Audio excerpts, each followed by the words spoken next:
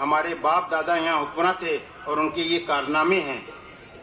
وہ مطمئن ہونے کے بجائے ہمارا مذاق اڑاتے ہیں اور کہتے ہیں کہ تمہارا کوئی عمل تو ان کتابوں کی تصدیق نہیں کرتا، اجداد کے کارناموں پر اترانے سے تو تمہاری اور زیادہ نالاقی ثابت ہوتی ہے۔ بقول اقبال اشہر، سمٹ کے رہ گئے ماضی کی داستانوں تک، حدود ذات سے آگے نکلنے والے لوگ۔ اور یہ ہماری بدعملی کا نتیجہ ہے کہ ہمارے دور کا فرعون ڈوبتا ہی نہیں، کہاں چلے گئے پانی پہ چلنے والے لوگ۔ اس کی وجہ بھی شاعر کو سمجھ میں آتی ہے۔ ستم تو یہ ہے کہ ہماری صفوں میں شامل ہیں چراغ بجھتے ہی خیمہ بدلنے والے لوگ۔ افسوس کہ ہمارا تعلق ایک ایسی قوم سے جس کا کوئی رہبر نہیں، یا بالفاظ دیگر ہر شخص رہبر ہے۔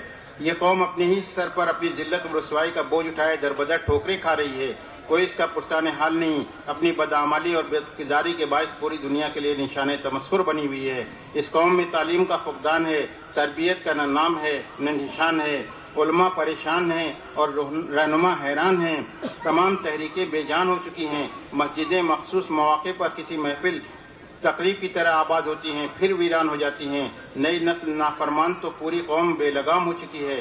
حالات تشویشناک ہیں لیکن تعیش کے ساز و سامان میں کوئی کمی نہیں ہے۔ ہم بھول بیٹھے ہیں کہ ہمارا کوئی خالق ہے اور ہماری تخلیق کا کوئی مقصد ہے۔ زندگی کو لغویات میں لگا رکھا ہے، لہو و لعب میں ایسے مست کی اذان کی آواز ہی نہ سنائی دے، مصروف ایسے کہ نماز کی فرصت ہی نہیں، عبادت کو بھی شوق کا سامان سمجھ رکھا ہے، یا تو پڑھتے نہیں یا اپنی مرضی اور چوائس سے ادا کرتے ہیں۔ جمعہ، عیدین اور رمضان میں جی چاہا تو پابندی کر لی۔ جو لوگ مستقل نمازی ہیں ان میں بھی اکثر خشوع و خضوع سے ادا کرنے کے عادی نہیں، رسماً دو چار ٹکریں مار لیں۔ اکثر مرد تو عورتوں والی نماز ادا کرتے ہیں، یعنی مسجد میں جا کر جماعت سے ادا کرنے کے بجائے گھر ہی میں پڑھنے کو ترجیح دیتے ہیں۔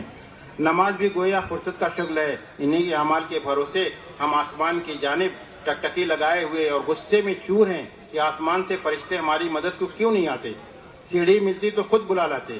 اعتماد بھی ایسا ہے کہ انہیں اپنی طرح نافرمانی پر آمادہ کر لیتے۔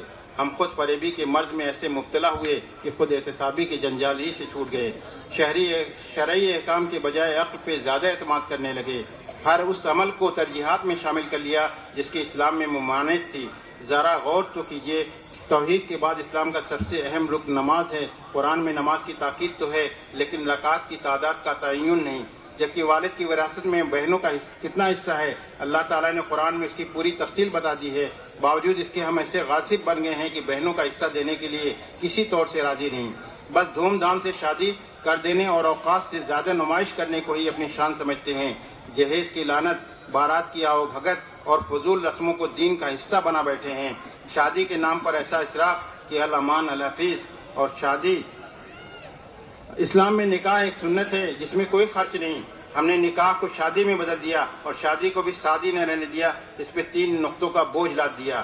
بات صرف شادی کے اخراجات تک محدود نہیں، یہ ایک سنگین مسئلہ ہے، قوم کو اس پہ سنجیدہ ہونا چاہیے اور اس مسئلے کی سنگینی کو سمجھنا چاہیے۔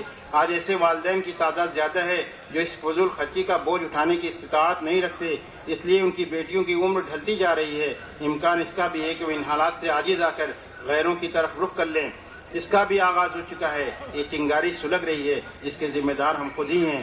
بہت سے باپ اس نمائش کا حصہ بننے کے لیے ایسے مجبور ہوتے ہیں کہ انہیں اپنی آبائی زمین اور گھر بار فروخت کرنا پڑتا ہے۔ بہت سے لوگوں کو ہم نے شادی کے لیے بھیک مانگتے دیکھا، اس کے باوجود ہم ایسی تقاریب بھی بڑے شوق سے شرکت کرتے ہیں، بارات میں جاتے ہیں، مرغن غذائیں کھاتے ہیں، پیٹ پہ ہاتھ سہلاتے ہیں، مسکراتے ہیں اور رخصت ہو جاتے ہیں۔ یہ سوال وہیں چھوڑ جاتے ہیں کہ اصل بھکاری کون ہے، کھانا کھلانے والا یا کھانا کھانے والا؟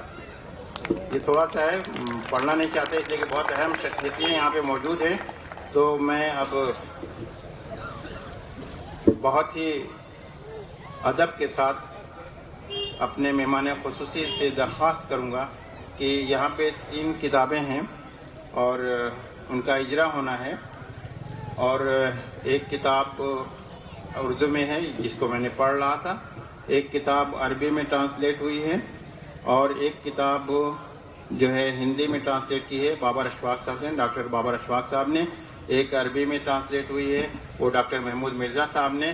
میں ان دونوں لوگوں سے درخواست کرتا ہوں کہ وہ لوگ بھی اسٹیج پہ آ جائیں اور کتابوں کے اجرا میں مدد کریں اور ان کو ایک سرٹیفکیٹ بھی دیں گے۔